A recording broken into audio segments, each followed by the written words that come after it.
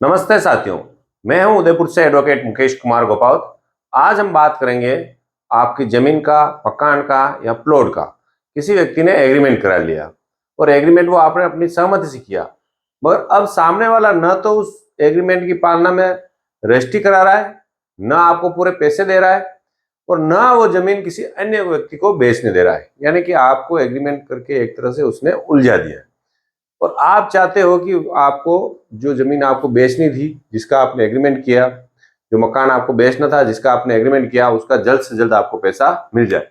पर सामने वाला ऐसा मिल गया कि उसने उलझन पैदा कर दी। यानी कि जैसे कि मान लो किसी व्यक्ति का ये खेत है, प्लॉट है, मकान कुछ भी है, ये ए व्यक्ति का, बी व्यक्ति ने इसका एग्रीमेंट किया कि भाई मैं इस व्यक्ति को खरीदना चाहता हूँ। इसकी कुछ रेट तय कर दी, मान लो रेट 10 लाख रुपए तय की। ठीक है, 10 लाख रुपए तय की। अब क्या हुआ कि 10 लाख में उसने एग्रीमेंट किया, एग्रीमेंट में 2 लाख तो दे दिए, बाकी 8 लाख उसने कहा कि जब रजिस्ट्री करूंगा तब दे दूंगा। अब वो बी व्यक्ति ना तो रजिस्ट्री करा रहा है, ना ए को बकाया पैसा दे रहा है और लटका रखा है। ए बार बार बोल रहा है कि भाई आप साहब रजिस्ट्री करिए, तो कहता ठहरो, अभी कुछ दिन रुको, कुछ दिन रुको, बाद में करूंगा, ये समस्या हो गई, ये बात हो गई, वो बात हो गई, ऐसा करके उसने उलझा रखा है। यानी कि ये इस वीडियो में अपन बताएंगे, मैं बताऊंगा कि जो खरीदार है उसने आपको उलझा रखा है।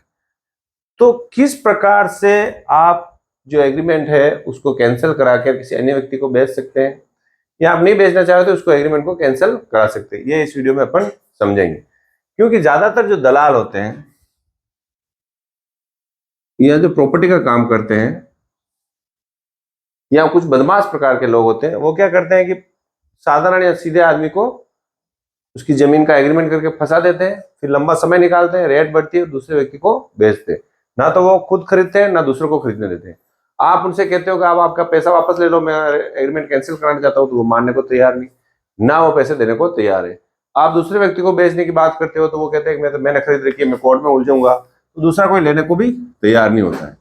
तो इस प्रकार के मामले में किस प्रकार से आप कानूनी सहायता से उस एग्रीमेंट को कैंसिल कर सकते हैं, ये बात अपन समझेंगे, या उससे पैसा भी प्राप्त कर सकते हैं। तो आपके पास देखो दो रास्ते हैं। एक तो जो एग्रीमेंट क्या है उसकी पालना, कि बाकाया पैसा दे, या उस एग्रीमेंट को कैंसिल। तो इस वीडियो में अपन दोनों चीजें समझेंगे कि उससे कैसे उससे पालना के बाकी पैसे प्राप्त आप कर सकते हो, और या कैसे उसको कैंसिल कर सकते हो। इन दोनों बातों को समझने के लिए सबसे पहले अपन ये समझते हैं, एग्रीमेंट की जो शर्तें होती है वो बहुत ही महत्वपूर्ण है। ठीक है, क्योंकि पूरा एग्रीमेंट उन शर्तों पर ही निर्भर होता है, और उसमें भी वो शर्त कि कितने समय बाद मैं पैसा दे दूंगा और रजिस्ट्री करा दूंगा।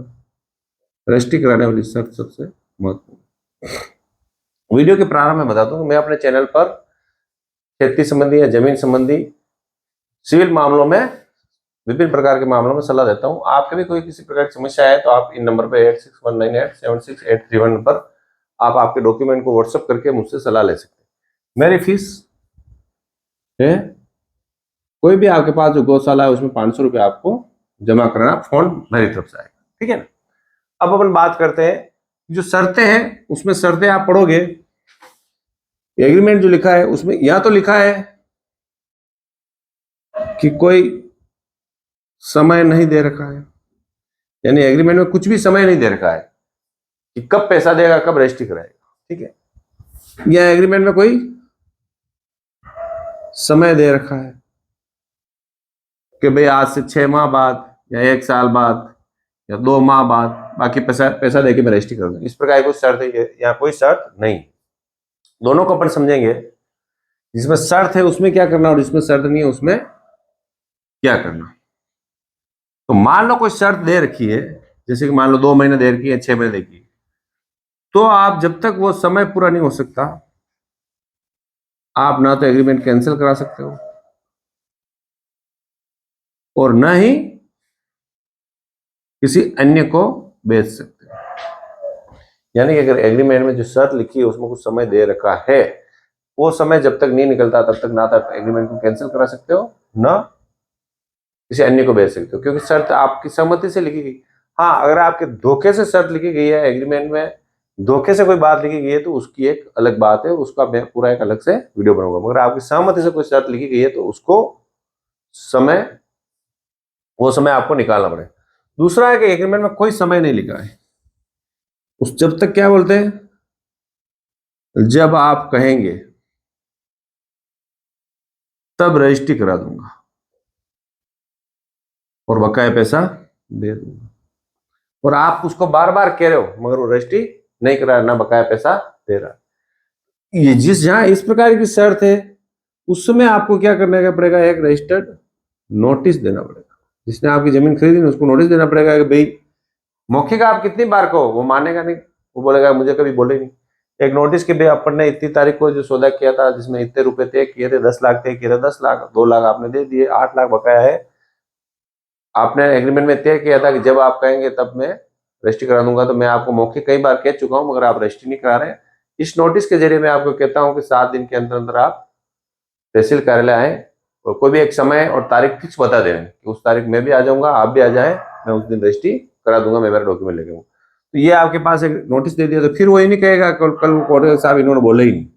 यानी कि जो समय नहीं दे रखा है, तो समय अपन नोटिस के जरिए तय कर सकते हैं। तो ये तो हो गई शर्तें महत्वपूर्ण, क्योंकि एग्रीमेंट में मूल रूप से जो बातें चलती है वो शर्तें ही चलती है कि क्या शर्त है, किस प्रकार से पैसा देना, कब देना, बाउंड्री बना के देनी नहीं देनी।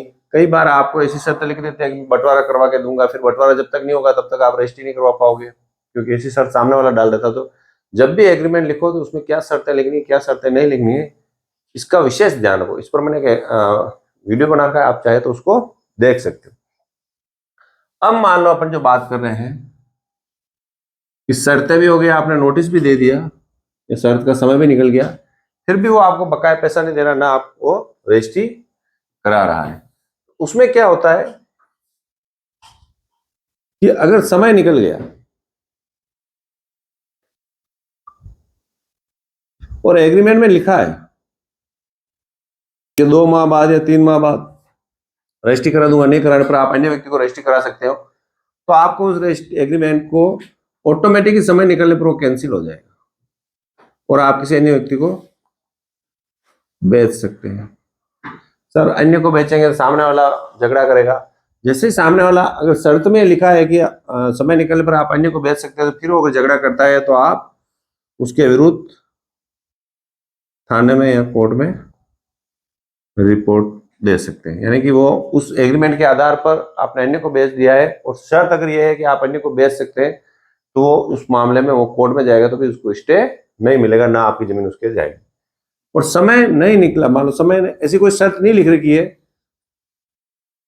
और आपने उसको रजिस्ट्री नोटिस दे दिया है कि भाई आप आगे कराओ, फिर भी नहीं करा, तो उसको आपको एग्रीमेंट को कोर्ट से कैंसिल कराना पड़ेगा। कोई भी एग्रीमेंट, चाहे उसमें समय दे रखा, समय नहीं दे रखा, आप चाहो तो उस एग्रीमेंट को कोर्ट से कैंसिल करा सकते हो। कैंसिल कराने के लिए या उससे जो एग्रीमेंट के जो किया है उससे बकाया पैसा लेने के लिए, जैसे 10 लाख में किया, बाकी के पैसे नहीं दे रहा, उसके लिए आप कोर्ट में उस पर मुकदमा कर सकते हो। इसके लिए आपको क्या करना पड़ेगा, सिविल कोर्ट में आवेदन करना पड़ेगा। जिसने जमीन बेची वो तो बन जाएगा वादी, जिसने खरीदी वो बन जाएगा प्रतिवादी।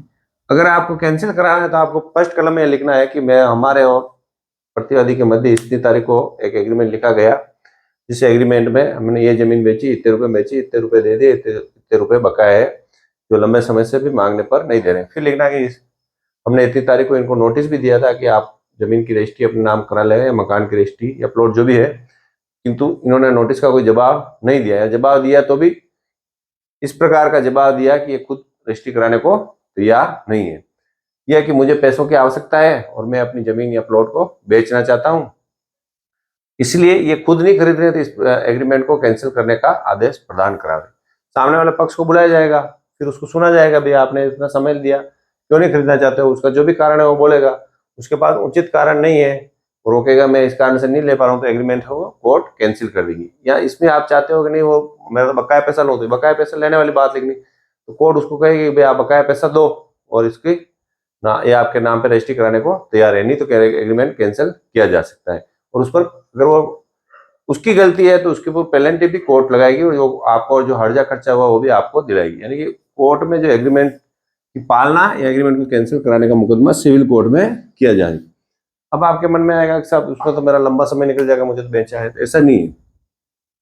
आपने जो अगर एग्रीमेंट कैंसिल कराना है तो वो जल्दी हो जाता है, लगभग एक साल के आसपास, ठीक है। और जो खर्चा आएगा, जिसकी गलती है उसको पैसा देना पड़ेगा। क्या पैसा देना पड़ेगा? जो भी आपकी वकील फीस लगी है और प्लस जो कोर्ट में खर्चा है, इसका प्रावधान कानून में कर रखा है। यानी कि आपको किसी व्यक्ति ने आपकी जमीन लेने के लिए एग्रीमेंट करके उलझा दिया है। अब ना तो वो जमीन ले रहा है, ना आपको पूरा पैसा दे रहा है, और बार बार तारीख पे तारीख आपको देता जा रहा है। तो ऐसे व्यक्ति के पीछे दौड़ने से अच्छा है कि एक बार उसको नोटिस दे दो। नोटिस देने के बाद कोर्ट में आवेदन कर दो, या तो वो रजिस्ट्री कराएगा या उसको लगेगा कि मेरे जो पैसा दे रखा है वो पैसा भी चला जाए। और सबसे बढ़िया बेहतर है कि मैंने एक वीडियो बना रखा है एग्रीमेंट करने समय क्या ध्यान करके, उसमें आप ऐसी शर्तें लगाएं कि वो एग्रीमेंट अगर पालना नहीं कराएगा इतने समय में तो उसके जो पैसे वो एडवांस दिए वो वापस नहीं देने पड़ेंगे, या ऑटोमेटिक एग्रीमेंट को कैंसिल माना जाएगा। इस प्रकार की कुछ शर्तें भी लगाएं। मगर जनरली क्या होता है, जमीन बेचने वाले गरीब व्यक्ति होते हैं, जिसको पैसे की जरूरत होती है वही जमीन बेचता है, जिसको पैसे की जरूरत नहीं है वो तो जमीन क्यों बेचेगा। तो वो क्या है कि कुछ पैसे चलो अभी काम आ जाएंगे, थोड़े पैसे बाद में आ रहे हैं, उस चक्कर में एग्रीमेंट करा देते हैं और फिर उनको शोषण किया जाता है। इस प्रकार के शोषण से बचने के लिए मैंने अपने चैनल पर कई वीडियो बना रखे हैं। आप चैनल को देखें, सब्सक्राइब करें, वीडियो लाइक करें। Thank you.